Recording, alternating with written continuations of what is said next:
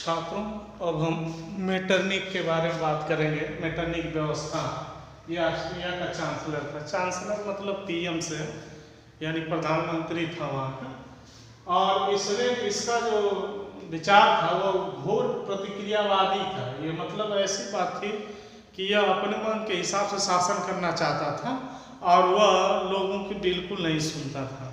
ऐसे में यह जो है कि जहाँ पर भी क्रांति की संभावना होती थी वहाँ पर तुरंत उसको दबाने के लिए पहुँच जाता था। ऐसे में यह क्रांति नहीं चाहता था। इसका मानना था कि वियना की संधि के बाद जो है कि जो व्यवस्था हुई थी वह ये कहना चाहता था कि शासन करो और कोई परिवर्तन न होने दो। शासन जैसे भी चल रहा है उसको चलने दो, इसमें कोई बदलाव नहीं होना चाहिए। अगर बदलाव होगा तो हो सकता है कि हमारा शासन न हो, उसके बाद दूसरा कोई शासक बन जाए। ये तमाम इसके मन में डर थी, इसलिए इसने जो है ये सब पर ज़्यादा ध्यान दिया। और 1815 से 1848 तक का जो युग है इसको मेटरनिक के युग के नाम से जाना जाता है, क्योंकि इसने इतने समय तक शासन किया था और क्रांति के सिद्धांतों को रोकने का यथासंभव इसने प्रयास किया। क्रांति जो जहाँ पर भी क्रांति की संभावना होती थी वहाँ पर यह तुरंत प्रयास करता था कि ये जो क्रांति करने वाले लोग हैं इनको तुरंत दबाया जाए ताकि ये दोबारा जो आवाज़ न उठा सकें। इस तरीके से ये घोर प्रतिक्रियावादी था, बहुत ज़्यादा जो है अपने आप को शक्तिशाली बनाना चाहता था और कहीं पर किसी को आवाज़ उठाने नहीं देता था। ऐसे में अखबार, पुस्तक, नाटक, गीत, संगीत इत्यादि पर भी सेंसरशिप लगा दिया था कि कोई भी व्यक्ति ऐसा ना हो कि बिना इसकी मर्जी के या जिसे पसंद नहीं कर रहा हुआ भाषण दे या अखबार में अपनी बात छपवाए या कोई नाटक इत्यादि के माध्यम से संदेशा लोगों को दे। क्योंकि सेंसरशिप लागू किया था ताकि कोई इसके खिलाफ आवाज़ न उठा सके। ये बात करें स्कूल कॉलेज पर ज़्यादा निगरानी रखा, क्योंकि इसको मालूम था कि जो ज़्यादातर स्कूल कॉलेज से ही इन जो है क्रांति ज़्यादातर शुरू होती है, तो वहाँ पर बहुत ज़्यादा जो है निगरानी रखा ताकि कोई इसके खिलाफ आवाज़ उठाने का प्रयास न करे। इसलिए इसने स्कूल कॉलेज इत्यादि पर बहुत ज़्यादा जो है निगरानी रखना शुरू किया। मेटरनिक पूर्णतः कामयाब नहीं हुआ। वह कुछ दिन तक शासन तो किया, लेकिन ऐसा नहीं है कि वो बिल्कुल सफल हो गया।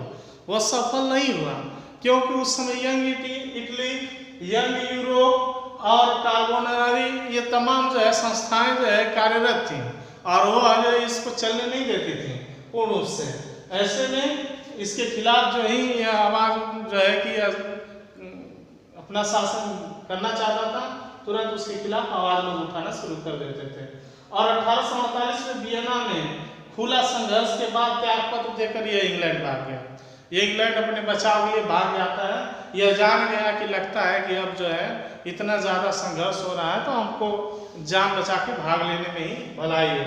ऐसे में इसने जो 1848 में संघर्ष को देखते हुए जो है त्यागपत्र देकर के भाग गया। अब बात करें छात्रों, क्रांतियों का दौर 1830 से 1848 तक जो भी शासन प्रशासन रहा है उसमें क्रांतियां ज़्यादा से ज़्यादा जो है कि हुई हैं। फ्रांस की क्रांति को, जुलाई की क्रांति एक बहुत फेमस रहा है, तो फ्रांस की क्रांति भी हुई है इसी क्रांतियों के दौर में। और जब ये नेपोलियन की हार हो जाती है तो उसके बाद जो है लुई 18वां जो है शासक बनता है। तो लुई 18वां जो था वह बहुत सूझबूझ वाला व्यक्ति था। उसके दिमाग में था कि लोगों को तालमेल बना करके हम शासन करेंगे तभी सफल रहेंगे, क्योंकि इसके पहले वह जान चुका था कि उसके जो पूर्वज है जैसे लुई 16वां ये जो है शासन जैसे भी किए ये लोग, वह जो है पूर्णतः इन लोगों को सफलता नहीं मिली और लोग इसे जो है भगाने में कामयाब हुए। इसलिए इसने जो ऐसा कुछ नहीं किया। अमीर गरीब में इसने जो है तालमेल बना करके इसने पूर्ण रूप से जो है कि शासन करना शुरू किया और जनता भी ज़्यादातर इसके शासन से दुखी नहीं थी, खुश था।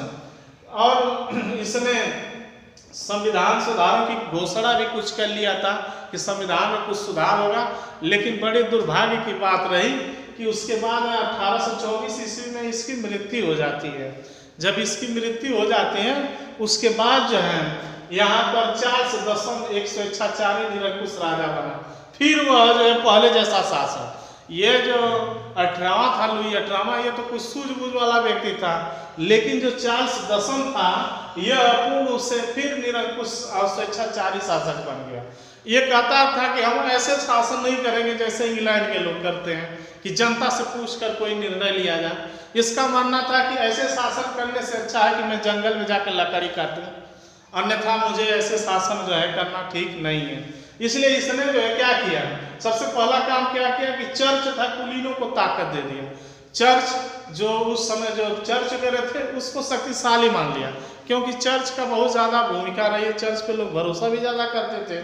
और चर्च को इसने शक्ति दे दिया, जो उसमें पोप थे इन लोगों को कुछ अधिकार दे दिए, राजकार्यों में उसको उसके सहयोग भी इसने लेना शुरू कर दिया और वह लोग भी इससे अपना काम जो है करवाते थे। तो ऐसे में चर्च से और कुलीन माने अमीर लोग खास करके जो थे उनको भी कुछ अपने शासन व्यवस्था में कुछ अधिकार दे दिया और वह लोग जो फिर पहले जैसा स्वेच्छाचारी और निरंकुश वहाँ के लोग हो गए। जनता भी उसी तरह से मिल गई, राजा भी वैसा मिल गया। अब ये मनमाने ढंग से काम करते थे, अब यह लोगों का फिर जो है दबदबा कायम हो गया। ऐसे में यह लोग कुलीन वर्ग और चर्च जो है पूर्ण रूप से ये चार्ल्स दसम के जो राज था इसमें हस्तक्षेप करने लगे, इसके शासन में हस्तक्षेप करने लगे। और इसने क्या किया, उदारवादियों का दमन किया। उदारवादियों का मतलब ऐसा व्यक्ति जो पूर्ण रूप से सुधार करने की प्रयास कर रहा है, तो सुधार जो करना चाहता था उसको उदारवादी विचारधारा के लोग माने जाते हैं। तो ऐसे में उदारवादियों का दमन भी इसने किया। और क्या किया, अखबार और भाषण पर पाबंदी लगा दी, अखबार और भाषण पर रोक लगा दिया। कहा कि नहीं, कोई भी मनमाने ढंग से कोई भी चीजें नहीं छाप सकता है, और वो पूर्ण रूप से रोक लगा दिया ताकि कोई उसके खिलाफ आवाज न उठा सके। और भाषण वगैरह कोई ऐसा व्यक्ति न हो जिसको मैं नहीं पसंद कर रहा हूँ और वह कुछ भी बोले, ऐसा भी उसने उसको करने से रोका गया। फिर क्या हुआ, एक बहुत बुरा काम इसने वो किया कि 1830 में पोलिंगन ने को पीएम बनाया, जो कि एक स्वेच्छाचारी व्यक्ति था। यह एक स्वेच्छाचारी व्यक्ति था पोलिंगन ने, और इसको इसने पीएम बना दिया चार्ल्स दसम ने। ऐसे में क्या हुआ, 1830 में पीएम बनने के बाद जनता इसके खिलाफ जो गुस्सा हो गई, जनता पूर्ण रूप से गुस्सा आ गई, ताकि ये जो है राजा जो बना है, जो पीएम बना है, यह यहाँ पर शासन ना कर सके, क्योंकि इसके कार्यों से लोग पहले से ही इसके कार्यों के बारे में जानते थे। और फिर क्या हुआ कि 25 जुलाई को 4 अध्यादेश जारी किया इसने।